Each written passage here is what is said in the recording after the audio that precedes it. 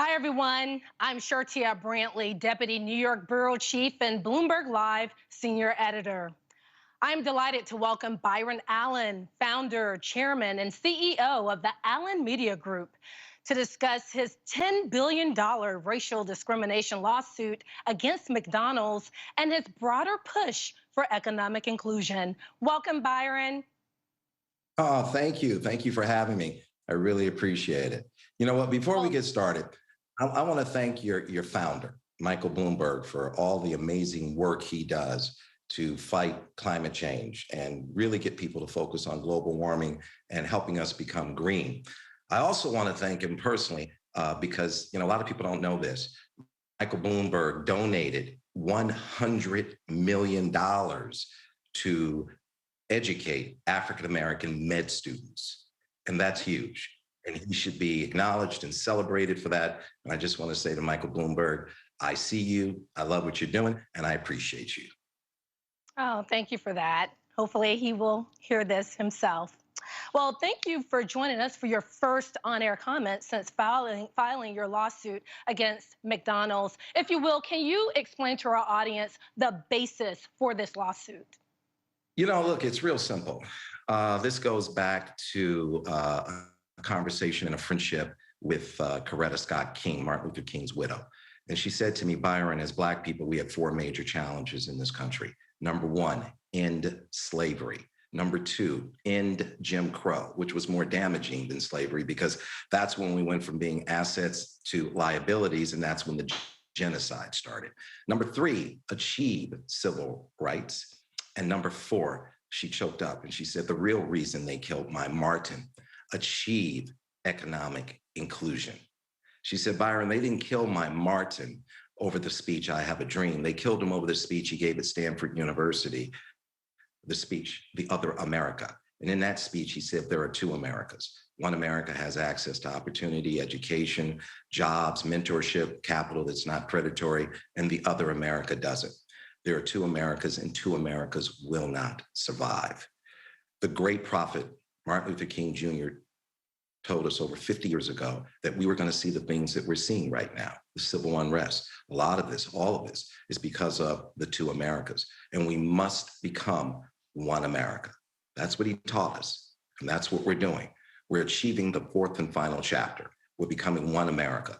Now let's go back to the very first civil rights statute in America, the Civil Rights Act of 1866, Section 1981.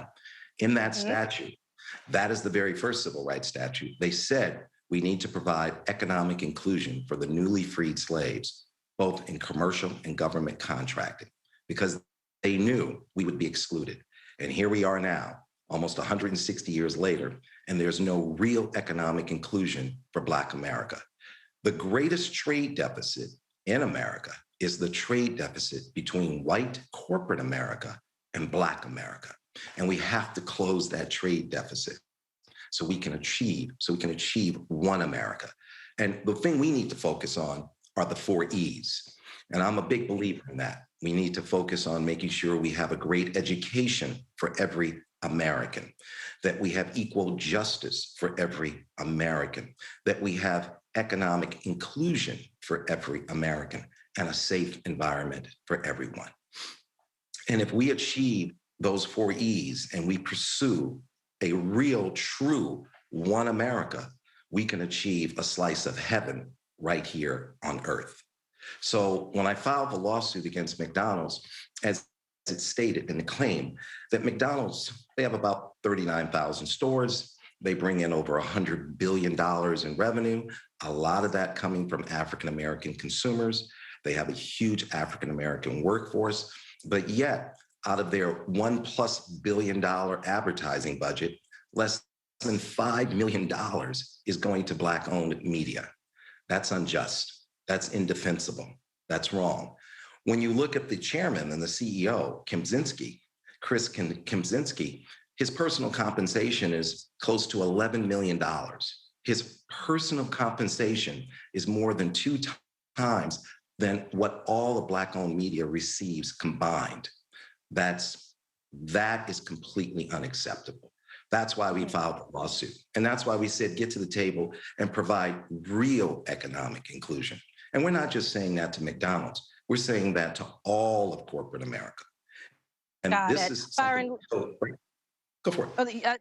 I just want to jump in here. So yesterday, McDonald's came out with a 4-year plan, a three-prong approach, if you will, announcing plans to increase their spend with Black-owned media properties from 2 to 5%, in addition to creating multi-year partnerships with diverse-owned media properties and forming an advisory committee of subject matter experts in marketing and advertising to try to bring down some of these systemic barriers. A, is this enough? B, why did you continue with filing the lawsuit? Well, no, it's not enough.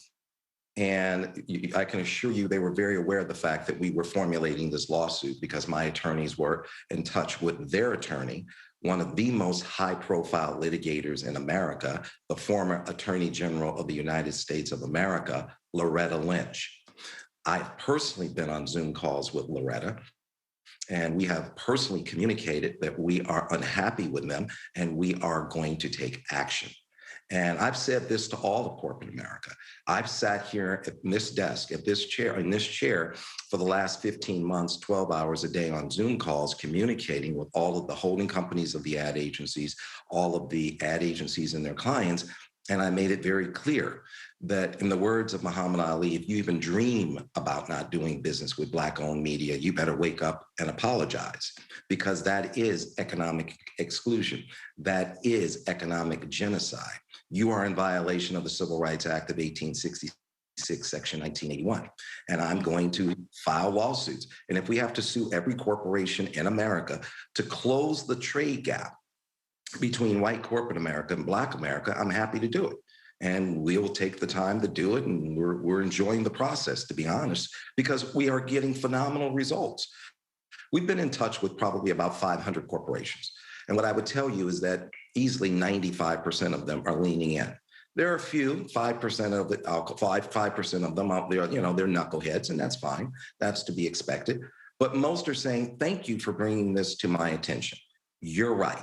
We have not provided any economic inclusion for African Americans. And we are going to get to the table. Some of them have said, will you help us do it? Like Verizon, they're leaning in. They made a commitment. General Motors, they've committed 8%. Procter & Gamble, a lot of folks are leaning in. Like I said, I've personally been in touch with 500 corporations, and they're all saying, let's get it done.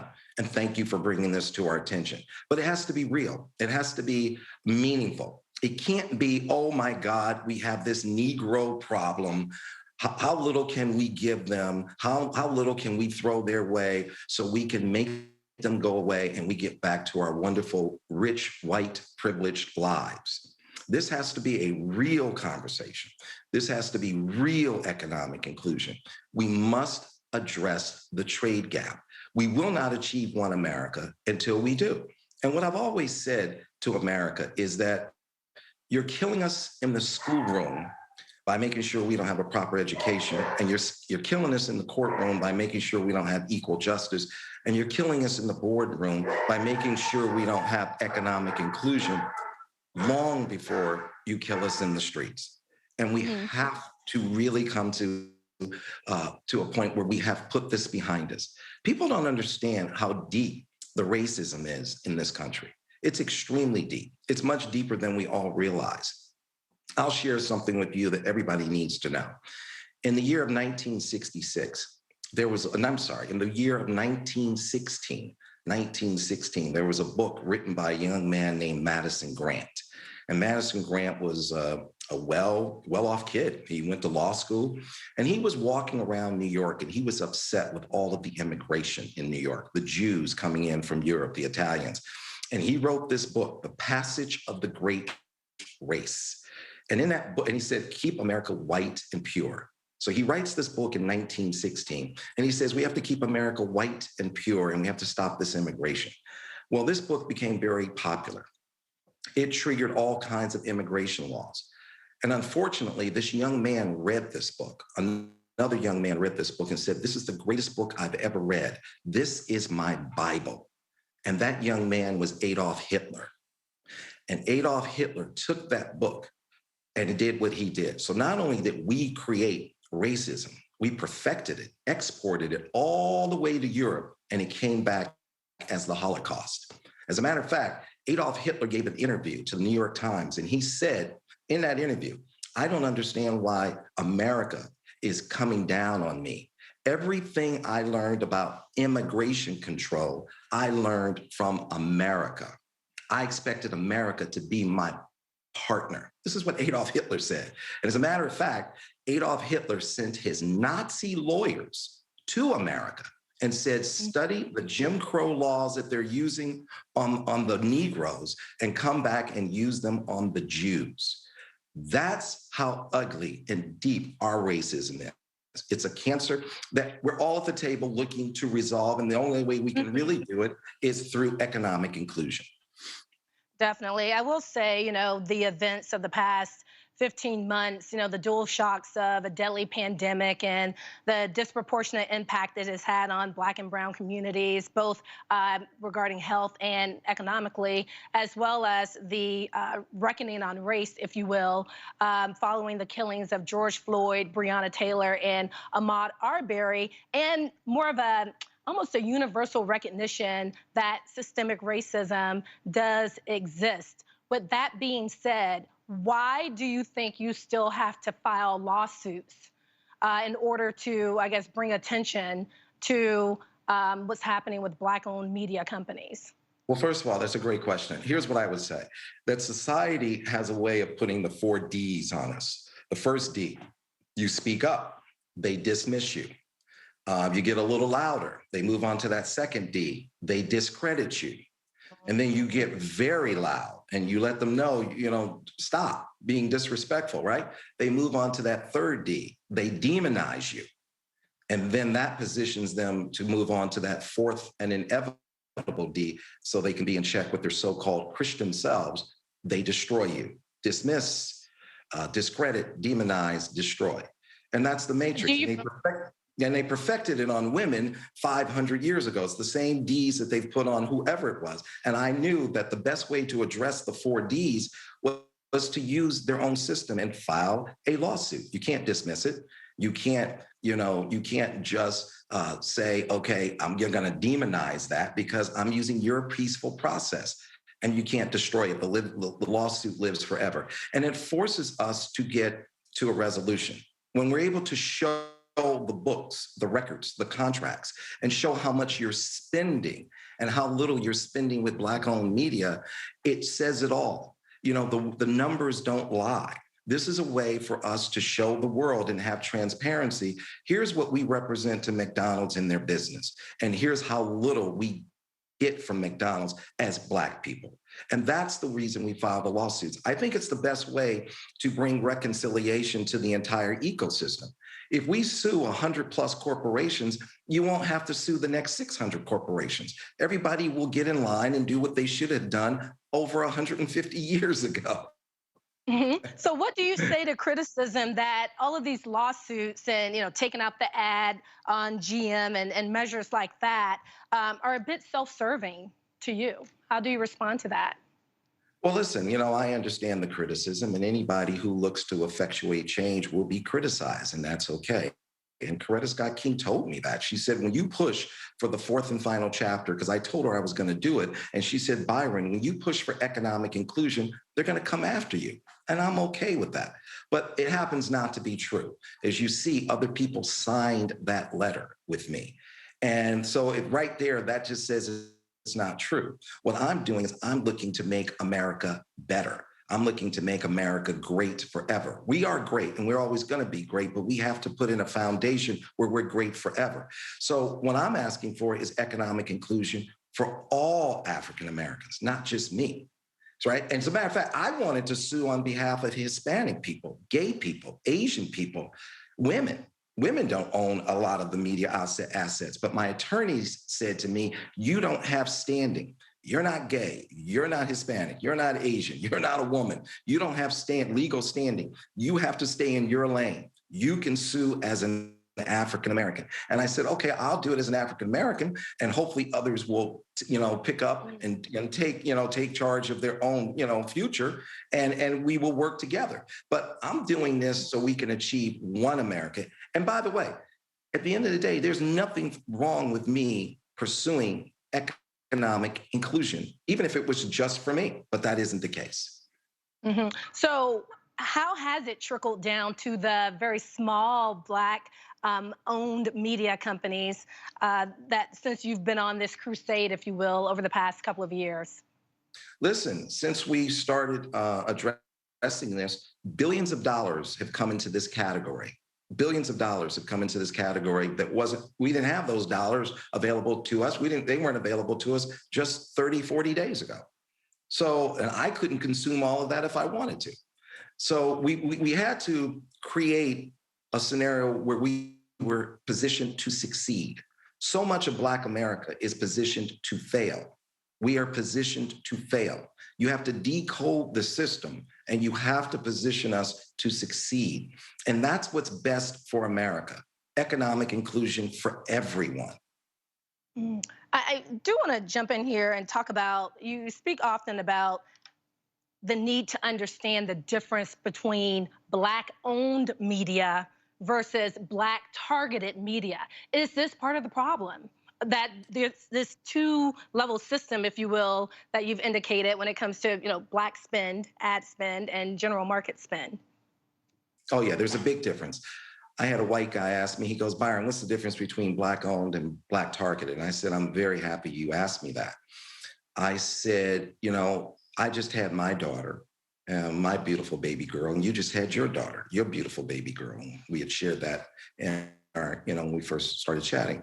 I said, let me ask you as a white man, are you comfortable with me having total control over your precious white daughter's image and how she grows up and sees herself and how the world sees her? Can I control her self-esteem? Can I control everything about how she feels about herself? Are you comfortable with me as a Black man having that control over your precious white daughter? And he said, no.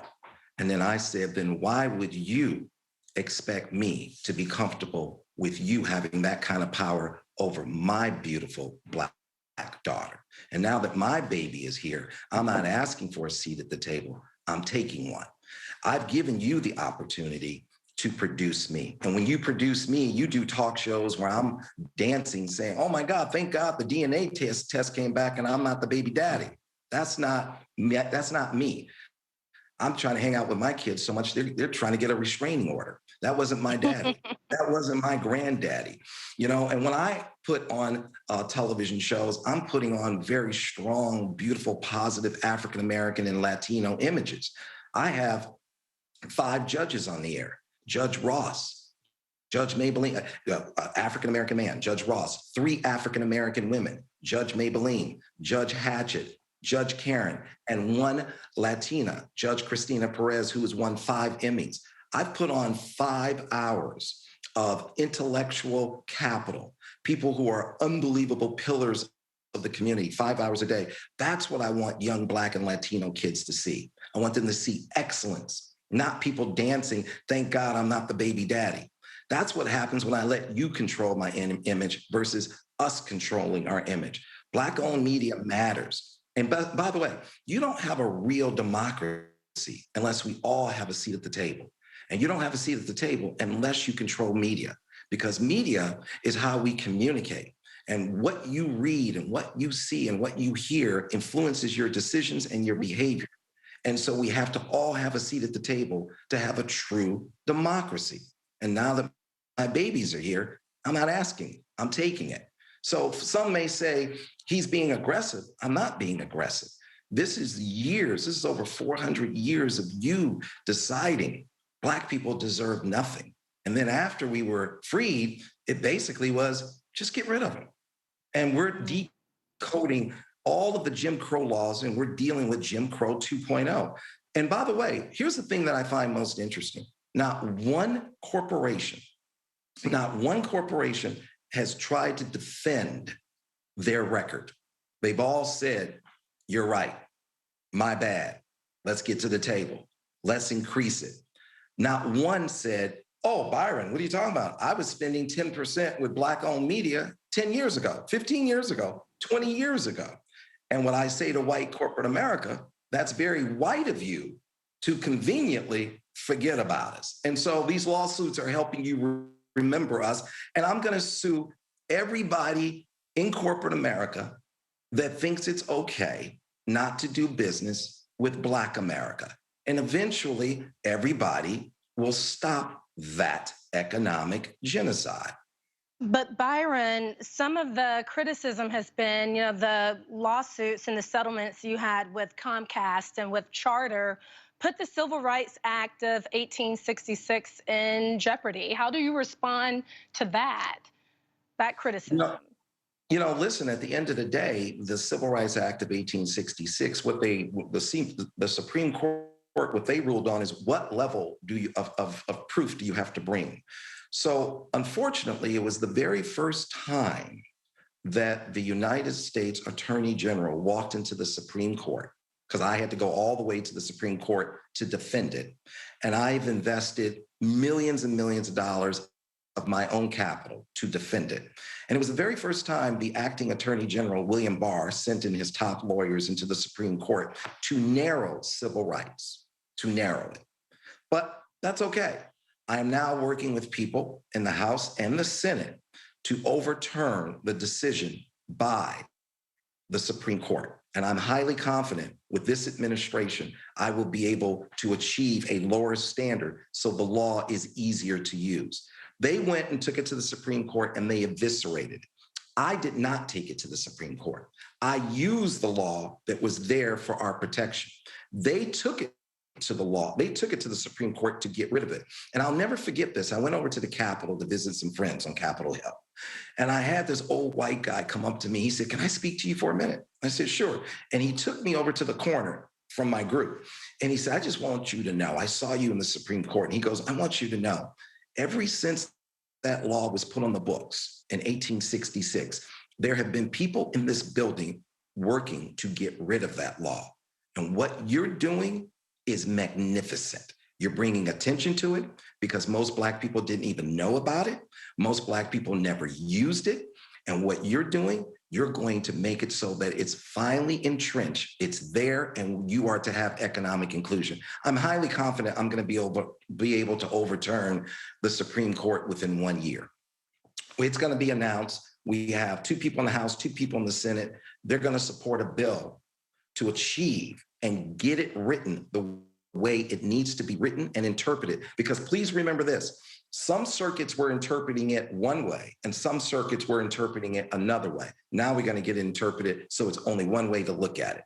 But at the end of the day, I didn't take it to the Supreme Court. They took it. Okay, well, please keep Bloomberg, let's stay close and keep us posted on that. You mentioned earlier the influence of Dr. King and Mrs. Coretta Scott King on your life and icons in the civil rights movement. Do you feel you're being supported by current civil rights leaders in your efforts? I don't look to them for support. I really don't. Because quite frankly, I think a lot of them are co-opted. People make small donations to them and they don't call them out. They don't hold them accountable because they're getting $50,000, chicken dinners and plates. I don't look to them. My position is I will take care of Black America how I feel we need to do it. You have to ask yourself, why aren't they filing these lawsuits? A lot of the people I've sued, they get donations from, and they get donations from them so that they don't get lawsuits. So, that was the one thing I loved about Martin Luther King. Coretta told me they beat up Martin and put him in prison 2 or 3 times a week. And she said, because they couldn't pay him off, he wasn't corrupt. And she said, the only argument I had with Martin Luther King is when he won the Nobel Peace Prize and he took the money from the Nobel Peace Prize and gave it all to the civil rights movement. And she said, I was upset with him because we had 4 kids and someone had blown up our house, the front porch, and we had a big hole in our roof and it was raining in our living room. And he didn't hold back enough money to fix the hole in the roof. Okay, I'm going direct to the people who aren't doing business with us. And I'm not accepting bribes and payoffs. You either do business with Black America or you don't. And, listen, here's what I would say to McDonald's. Get to the table, Chris. Talk to me. Aretha Franklin, show respect. Have a conversation. Let me hear it in your voice. Let me see it in your eyes. You're sincere. It's long term. No shenanigans. See, what they try and do is they say, and this is important for you to know, they try and, when I say Black, they say minority. When I say Black, they say multicultural. And the reason they say minority is because minority is defined as white women. So they will show your beautiful Black face, and then they will send all the money to white women. So I'm not going to allow us to be filtered down, because I say, look, white America, you have no problem saying the word Black when you're talking about a suspect.